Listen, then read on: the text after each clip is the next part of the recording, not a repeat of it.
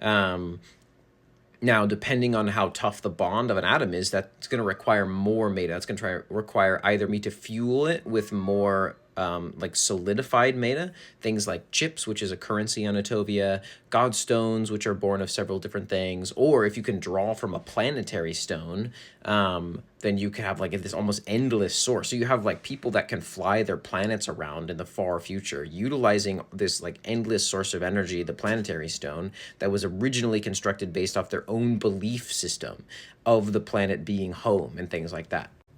But for primitive people, a lot of this is like two parts. One part is their understanding of the world does increase their ability to sort of explicitly work meta. But two, their belief in the stuff working and in what it does is the secondary part.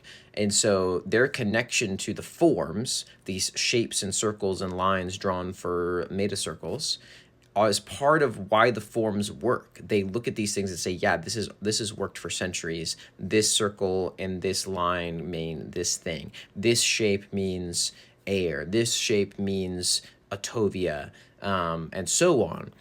So when Attovians conduct meta work, they're utilizing these forms and it is very practiced, but unbeknownst to them, their own belief that it works is part of what allows it to work.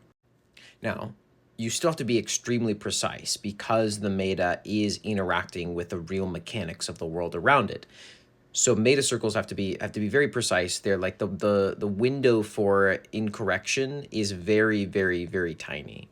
But this can be altered or fixed a little bit if you are using a tether to a deity or some other powerful entity, some being that's a little bit higher than yourself. The reason people want to tether with a deity is primarily because of intercession. Intercession means that a deity intercedes on your behalf with the meta so that you don't have to be as precise if you want to conduct meta work sort of like with your hands and mouth, right? If you want to say words and draw forms with your hands and you don't have a deity, you would have to be so incredibly precise with your fingers, it would be functionally impossible. But having this deity that can truly like communicate with the meta in a way that you as a regular sentient being cannot allows you to do these things with much less precision. Now you still have to be quite precise. I mean, like practiced wizards and sundered priests and people with tethers still have like such precise motion with their hands